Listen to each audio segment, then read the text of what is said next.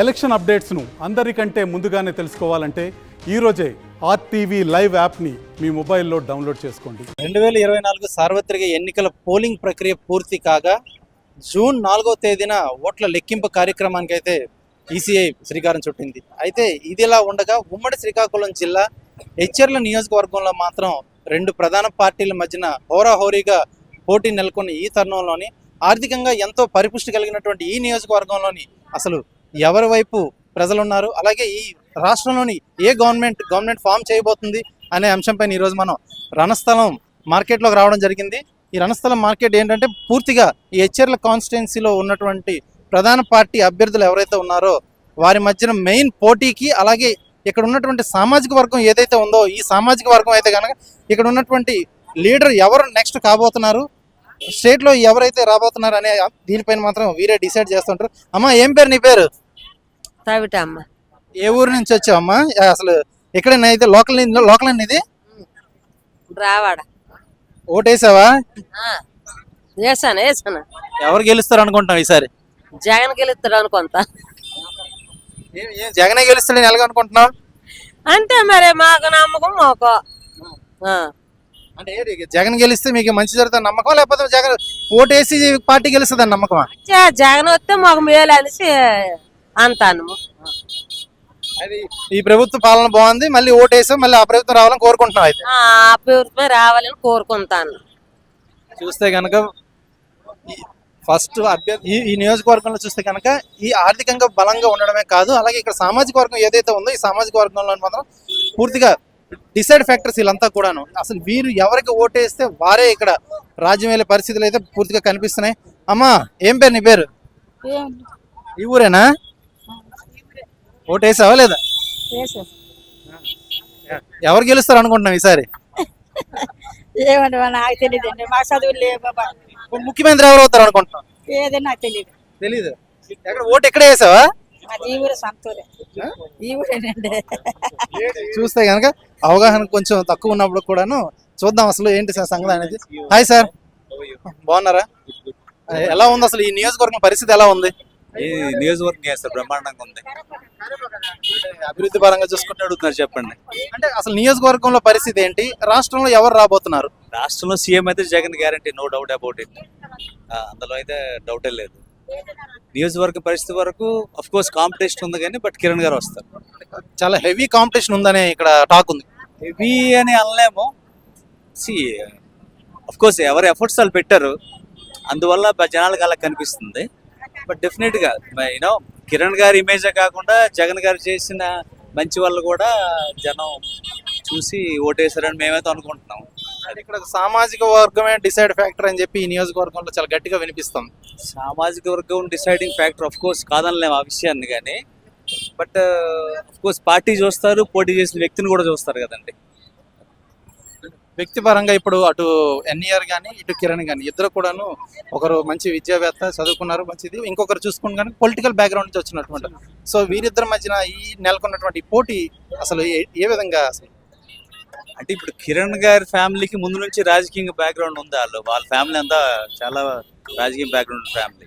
NER గారు as a person అంటే individual ఆయన చేసిన సామాజిక సేవ అంతా కనిపిస్తుంది. సో వీళ్ళిద్దరి మధ్య పోటీ అనేది మేము ఎక్స్పెక్ట్ చేయలేదు, సడన్ గా జరిగింది ఆ విషయం, కాబట్టి దాని గురించి నో కామెంట్స్. ఇంకా అంటే ఎక్స్పెక్ట్ చేయిందే జరిగింది కాబట్టి ఎవరి వైపు ప్రజలు ఉంటారు అంటే ఒకవైపు చూస్తే పొలిటికల్ గా వీళ్ళు ఒక సర్వీస్ చేశారు, సోషల్ సర్వీస్ లో కూడా వాళ్ళు ముందుకున్నారు కదా. సో వీరిద్దరి మధ్యన ప్రజలు కన్ఫ్యూజన్ లో పడిపోయారు. అలా ఏం లేదండి, ఎందుకంటే అటు కూటమి ఇటు వైసీపీ వెరీ క్లియర్ గా ఉన్నాయి కదా. ఎవరు వచ్చినా ఏంటనేది కన్ఫ్యూజన్ అయితే ఏం లేదు. ఏ పార్టీకి ఆ పార్టీ వాళ్ళు డిసైడింగ్ గా ఉన్నారు. డెఫినెట్ గా జగన్ గారు చేసిన మంచి పనుల వల్లే మాకు ఫెచ్ అవుద్దని అనుకుంటున్నాం, వైసీపీ గెలుస్తుందని అనుకుంటున్నాం. Thank you. చూస్తే కనుక ఇక్కడ ప్రజెంట్ ఈ నియోజకవర్గం వైజ్ గా చూస్తే కనుక నియోజకవర్గంలో ఇద్దరు కూడాను మంచి పోటీగా ఇక్కడ నెలకొని వీరి మధ్యన పోటీ. అయితే ఇక్కడ ఇద్దరు కూడాను ఒకరు సోషల్ సర్వీస్ చేస్తే మరొకరు ఇక్కడ రాజకీయంగా సర్వీస్ చేశారు. వీరిద్దరి మధ్యన కూడాను చూస్తే ఈ నియోజకవర్గంలో కూడాను ఇద్దరు కూడాను ఇక్కడ ఉన్నటువంటి ప్రజెంట్ సిచ్యువేషన్ లో మాత్రం ఎవరు ఏంటి అనేది మాత్రం చాలా కన్ఫ్యూజన్ లో ఉన్నారు ప్రజలంతా కూడా. అండ్ ఏం పేరు మీ పేరు? మీ పేరు చెప్పండి రండి ఒకసారి. అడుగుతాను, చెప్తాను రా. అసలు ఏంటి బాస్, అసలు ఏంటి నియోజకవర్గంలో పరిస్థితి ఎట్లా ఉంది? ఆయనకి ఇచ్చాను మాట్లాడు. జస్ట్ మామూలుగా అనుకోవాలి. అదే బ్రదర్, ఏంటి ఇక్కడ అంత నియోజకవర్గం అందరూ పరిగెడుతున్నారు ఏంటి పరిస్థితి? ఏం చదువుతున్నారు? ఎక్కడ ఫ్యాక్టరీలో చేస్తున్నారా? పెట్రోల్ చేస్తాను, ఏ ఫ్యాక్టరీలో చేస్తున్నారు? ఏంటి అసలు ఆర్గానిక్స్ లో చేస్తాను. ప్రెసెంట్ స్టేట్ లోని సిచ్యువేషన్స్ పైన ఏమైనా మీకు అవగాహన ఉందా? పొలిటికల్ సిచ్యువేషన్ అసలు స్టేట్ లో ఎలా ఉండబోతుంది ఏంటంటే? రాజకీయాలకి వ్యతిరేకంగా రాజకీయాల్లో ఉంటుంది. రాజకీయాలకి దూరం. సరే, ఓటు హక్కు అనేది వినియోగించుకున్నారా? ఓటు వినియోగించుకోవాలి. ఓటు హక్కు అనేది వినియోగించుకున్నారు కదా, అలా అయితే పర్వాలేదు, రాజకీయాలకు దూరం అయినా ఏం ప్రాబ్లం లేదు. అయితే చూస్తే కనుక ఇక్కడ ఉన్నటువంటి ఈ టగ్ ఆఫ్ వార్ ఏదైతే ఉందో, ఈ వార్ వలన ఎవరు కూడాను బయటికి చెప్పే పరిస్థితులు అయితే కనిపించట్లేదు. ఏదైనప్పుడు కూడాను వీరంతా కష్టజీవులు. అసలు వీరి పరిస్థితి ఇక్కడి నుంచి అసలు డిసైడ్ ఫ్యాక్టర్ అంతా తెలుస్తుంది. హాయ్ మేడం, ఓటు హక్కును వినియోగించుకున్నారా ఎన్నికల్లో? ఎలా ఉంది అసలు ఈ సంవత్సరం ఎన్నికలు? పర్లేదండి, బాగానే ఉంది. గవర్నమెంట్ ఎన్నికలు నిర్వహించే విధానం అంతా సవ్యంగా జరిగిందా? జరిగింది, అల్లర్లు, గొడవలు ఇట్లాంటివి ఏం లేవు. ఏమి లేదు, ప్రెసెంట్ ఈ నియోజకవర్గంలో ఎట్లా ఉంది సిచ్యువేషన్? బాగానే ఉంది సార్, బాగానే ఉంది. అనుకున్న స్టేట్ లో ఎవరు వస్తారని అనుకుంటున్నారు? మీకు జస్ట్ మరి అది అంతవరకు మాకు తెలియదు, అంతవరకు అయితే తెలియదు. అంటే మున్పటి అయితే పర్వాలేదు, బాగానే ఉంది. స్టేట్ అనేది మాకు తెలియదు.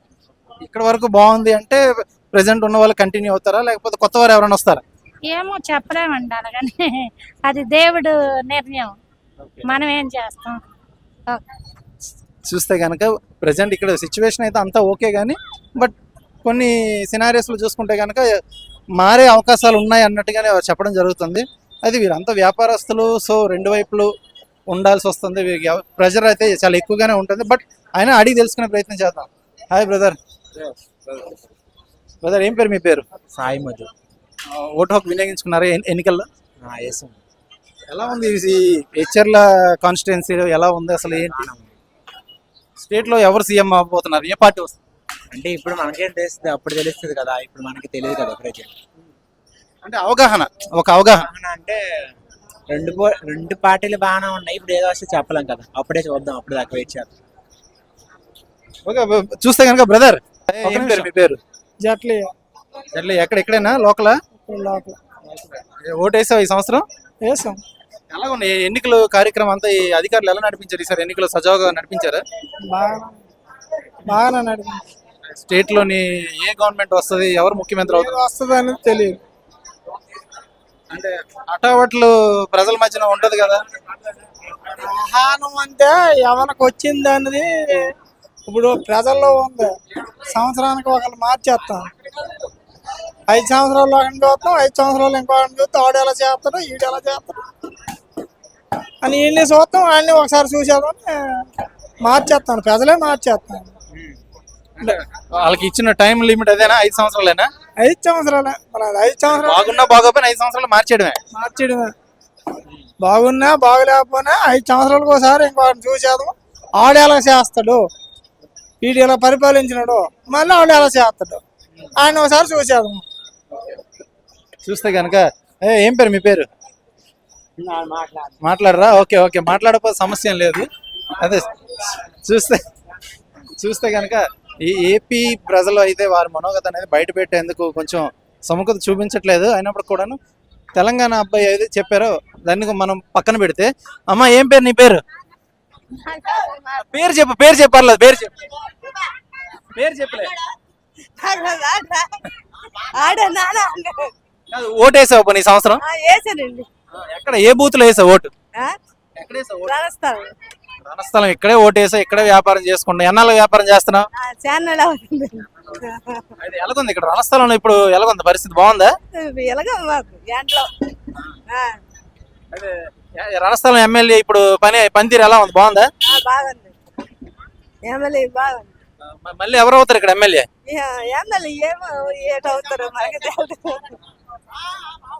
అయిపోయి స్టేట్ లో ముఖ్యమంత్రి ఎవరు అవుతారు నెక్స్ట్ అనుకుంటున్నాం?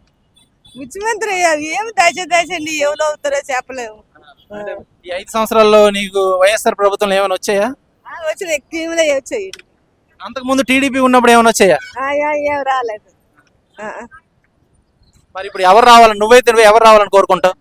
జగన్ వస్తే మంచిది అనుకుంటున్నా కదా, ఎవరో ఒకరు రావాలనుకుంటున్నా. జగన్ వస్తే ఏటి లేదు. బాగున్నావమ్మా? ఏ ఊరు? నేను చెప్తానులే. ఒక నిమిషం ఓటు వేసావు పోనీ వేస్తావు కదా, ఓటు వేస్తావు కదా. ఏం పేరు, నీ పేరు ఏం పేరు? షేక్ మీరాబాయ్. షేక్ మీరాబాయ్. పేరు చెప్పడానికి మాత్రం ధైర్యం ఉంది. సరే కానీ ఈ నియోజకవర్గంలోని ఎమ్మెల్యే పనితీరు బాగుందా ఇక్కడ? బాగుంది బాగుంది.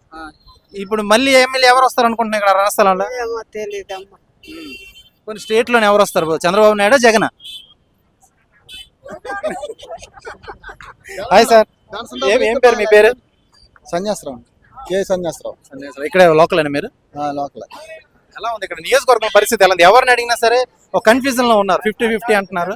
అసలు ఎలా ఉంది పరిస్థితి, ఎలా ఉంది నియోజకవర్గం? పరిస్థితి అంటే అంత క్లారిటీగా చెప్పలేము. పొజిషన్ ఏంటంటే ఇదివరకు రోజుల్లో అయితే ఎవరైనా చెప్పగల శక్తి ఉండేది, కానీ ఇప్పుడు మరి టైట్ గానే ఉంది రెండు పార్టీలకు. అంటే ఇద్దరి మధ్యన పోర్ అలా ఉంది, ఇద్దరు సమానంగా ఉన్నారు. ఒకరు రాజకీయంగా సర్వీస్ చేస్తే ఇంకొకరు సామాజికంగా మామూలుగా సోషల్ సర్వీస్ అయితే చేశారు. సో వీరు ఒక అవకాశం కిరణ్ గారు తీసుకున్నారు, నెక్స్ట్ అవకాశం ఏమైనా రణస్థలం ప్రజలు ఇచ్చారు, నియోజకవర్గం ప్రజలు ఏమైనా ఎన్ఆర్కి ఇచ్చే అవకాశాలు ఏమైనా ఉన్నాయి ఇక్కడ? ఎన్ఐఆర్ కంటే మరి జగన్మోహన్ రెడ్డి మూమెంట్ ని బట్టి, అది పొజిషన్ బట్టి మరి ఎలాగుంటది అనేది బయటకు మరి ఎవరు చెప్తారు. స్టేట్ లోని చంద్రబాబు నాయుడు జగన్ ఇద్దరు పోటీ, వీరిద్దరి మధ్యన ఎవరు రాబోతున్నారు అనుకుంటున్నారు మీరైతే మామూలుగా? ఎక్కడ సార్? స్టేట్ లోని ముఖ్యమంత్రిగా ఎవరు గవర్నమెంట్ ఫామ్ చేస్తే బాగుండు అనిపిస్తుంది, లేదా ఎవరు ఫామ్ చేస్తారని అనుకుంటున్నారు మీరు? అంటే అది మనం అంత హ్యాపీగా అంటే మన చెప్పాలంటే చెప్పలేం కదండి. అది పరిపాలన ఒక విధంగా కొంతమందికి బాగుంది అంటున్నారు, కొంతమంది బాగోలేదు అంటున్నారు. బాగుంది అన్న వాళ్ళు ఎంత మేర బాగుంది అంటున్నారా? సగం మంది అంటున్నారా, పైబడి అంటున్నారా? 100కి 50% అంటున్నారు. 50% పరిపాలన కొద్దిగా బాగోలేదు అన్నట్టు మాట్లాడుతున్నారు. అంటే పరిపాలన బాగలేదు అంటే మీ వరకు మీరు మాట్లాడుకుంటే కనుక సంక్షేమాల విషయంలో బాగలేదా, లేకపోతే ఇంకా అభివృద్ధి విషయంలో బాగలేదా? మంచి విషయాల్లోనే బాగోలేదు. ఇంకా సంక్షేమాలు కావాలా? ఇంకా సంక్షేమాలు అంటే కొన్ని పథకాలు అన్ని బాగానే పెట్టారు, అంటే అభివృద్ధి లేదని అంటున్నారు. చూస్తే కనుక సంక్షేమాలు దారి ఒకవైపు అయితే కనుక ఇంకా అభివృద్ధి కోరుకునే వాళ్ళు అయితే మాత్రం చాలా మేరకు ఉన్నారు. అభివృద్ధి కోరుకునే వారు మాత్రం అసలు పూర్తిగా రాష్ట్రంలో మాత్రం అభివృద్ధి కొరవడింది. ఆ అభివృద్ధి దిశగా ఎవరైతే అడుగులు వేస్తారో వారికి మేము ఓటేస్తామని అయితే చెప్తున్నారు. ఏం పేరు అమ్మ నీ పేరు? ఏం పేరు? నా పేరు డి బంగారమ్మ. కానీ బోర్ వేస్తారు కానీ లైన్ ఇవ్వలే, బాడ్సింగ్ సోరప్పుడు. అలాగే బోర్ వేసిన తర్వాత లైన్ ఇవ్వక అతను పెరల్ చేసి వచ్చేసింది, తిరిగి ఆఫీస్ చుట్టూ తిరిగి పెరల్ చేసి వచ్చి ఓటేసావా? ఓటేసాను. బోర్ ఎప్పుడు వేయించావు నువ్వు? బోర్ ఎప్పుడు వేయించావు? వైఎస్ఆర్ జలకాలు వచ్చాయా వేసామండి 2024 మొన్నే 2024లోనే వేయించావు జలకాల? జలకాలు వేయించారండి, 2023లోనే వేసారు. 24 కూడా లైన్ వచ్చేస్తుంది, మీరు పంటలు పండించుకోవాలని 3 ఎకరాలు మామిడి తోట తీసినా మాకు ఇప్పుడు పరిష్కారం లేదు. 2-3 సంవత్సరాల నుంచి ఇప్పుడు పరిష్కారం లేదు. మామిడి తోట ఇది లేదు, ఈ లైన్ ఇవ్వలేదు. లైన్ గురించి తిరిగి మా నాన్నగారికి పెరల్ చేసి వచ్చి చనిపోయారు. అసలు అరేట్ కరెంట్ ఆఫీస్ చుట్టూ తిరిగి లైన్ మరి ఇవ్వలే, అలా ఉన్నది. ఏమైనా పత్రాలు ఏమైనా తక్కువ ఉన్నాయి, ఏమైనా పత్రాలు అడిషనల్ గా పెట్టమని ఏమైనా చెప్పారా వాళ్ళు? ఏం చెప్పలేదండి మీకు లైన్ మీద 4,50,000 కట్టండి అని పెట్టారండి. ఆ సాకు మా నాన్నగారికి పెరాలసిస్ వచ్చింది, ఇంకేట్ చెయ్యాలా? అలాంటి జగన్ ఏం చేయలేదు, కానీ వచ్చిన మా మధ్యన ఉండే వాళ్ళే మమ్మల్ని ఇబ్బందులు పెట్టి యువగతులు పెట్టారు. చాలా మీలాంటి బాధ్యతలు రైతులు ఏడిపించేవాడు మనిషి కాదండి. ఎవరైనా న్యాయం జరపాలి రైతుకి. మాకు డెఫినెట్ గా లైన్ వస్తుందనేసి మేము ఇంతవరకు కూడా ఆశించము. ఇప్పుడు కూడా ప్రభుత్వం మారితే లైన్ ఇస్తారనే ఆశపడుతున్నాం, ఏ ప్రభుత్వం వచ్చిన ఉన్నాం. అది మాకు కావాల్సింది. మీలాంటి రైతుల బాధ్యతలు ఇంకెవరైనా ఉన్నారా? ఉన్నారండి, బోల్డ్ మంది ఉన్నారు మా ఊర్లో. మాదైతే దేవరాపల్లి విలేజ్ అండి, రణస్థలం మండలం. అది ఇలాంటి రైతులు ఇలాంటి అంటే అందరూ ఇలాంటి జలకలకి సంబంధించిన వాళ్ళని ఇంకా మిగతా జలకాలకు సంబంధించాలండి 4-5 ఉన్నారండి.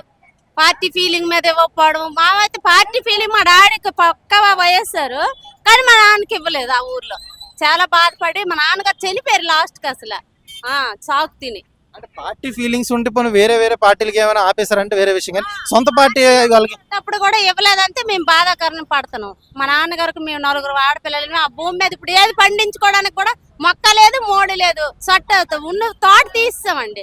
ఎందుకంటే రైతు వ్యవసాయం చేసుకుందాము అనేసి జలకాలు ఇస్తున్నారు కదా, బోర్ ఎలాగ ఇచ్చారు కదా, అందులో పంట పండించుకొని బ్రతుకుతాం అనేసి మేము ఆశపడితే మాకు అసలు జలకాలకి ఆ లైన్ వచ్చినట్టుగా మాకు డెఫినెట్ కావాలని మేము బాధపడుతున్నాం, మరీ కోరుతున్నామండి. మరి ఆ విషయాన్ని ఇక్కడ మీరు ఎమ్మెల్యే దృష్టికి ఏమైనా తీసుకెళ్లారా లేదా? పెట్టామండి, ఎమ్మెల్యే గారికి చెప్పామండి, ఎంపీపీకి ఇక్కడ మా పిన్ని సాయి గారికి చెప్పాం, అందరికీ చెప్పామండి. పట్టించుకోలేదు. 4,50,000 కరెంట్ వేయి కట్టమన్నారండి. మరి అక్కడి నుంచి ఎంత తేగలమండి? 4,50,000 ఒక లైన్కే మేము కడితే మేము బ్రతకడమే ఈతల మూతలు బ్రతుకుతాను. మరి 4,50,000 ఎక్కడ తేగలరు మా నాన్నగారు? అందువల్ల మేము అలాగ అయిపోయాం. మా నాన్నకి చెడిపోయాము, పంటకి పోనాం, ఈ లైన్కి చెడిపోయాము. మాది చూస్తే కనుక నియోజకవర్గంలో ఉన్న పరిస్థితుల్లో చూస్తే కనుక ఇద్దరి మధ్యన పోటీ ఏ స్థాయిలో ఉందో అదే స్థాయిలోని ప్రజలు కూడాను ఉండడం అయితే జరిగింది ఇక్కడ. ఎందుకంటే ఒకరు అభివృద్ధి కోరుకుంటే మరొకరు సంక్షేమాలు కోరుకుంటారు. సంక్షేమాలు అందరికీ అందలేదని కొందరు అంటుంటే అభివృద్ధి అసలు శూన్యమని మరికొందరు అంటున్నారు. ఏదేమైనప్పటికీ కూడాను ఈ నియోజకవర్గంలో ఉన్నటువంటి పరిస్థితుల దృష్ట్యా చూస్తే కనుక ఇక్కడ ఎవరు నెగ్గుతారు, స్టేట్ లో ఎవరు గవర్నమెంట్ ఫామ్ చేస్తారు అనేది అయితే మాత్రం ఇప్పటికీ ఈ నియోజకవర్గ ప్రజల్లో ఒక కన్ఫ్యూజన్ అయితే నెలకొని ఉంది. ఈ కన్ఫ్యూజన్ కి తెరపడాలంటే కనుక జూన్ 4వ తేదీ రావాల్సిందే. ఆ రోజే బలాబలాలు తేరుతాయి. ఎవరికి అత్యధిక సీట్లు సంపాదిస్తారో వారే గవర్నమెంట్ ఫామ్ చేసి ఈ ప్రజలకు మళ్ళీ మేలు చేకూరుస్తారు అనేది అయితే ఆశతో ప్రజంతా కూడా ఎదురు చూస్తున్నారు. రణస్థలం నుండి వీడియో జర్నలిస్ట్ రామకృష్ణతో సురేష్, RTV, శ్రీకాకుళం. మరిన్ని వీడియోస్ కోసం ఛానల్ ని సబ్స్క్రైబ్ చేయండి. లేటెస్ట్ అప్డేట్స్ కోసం వాట్సాప్ ఛానల్ ని ఫాలో చేయండి. అండ్ లింక్ డిస్క్రిప్షన్ లో ఉంది.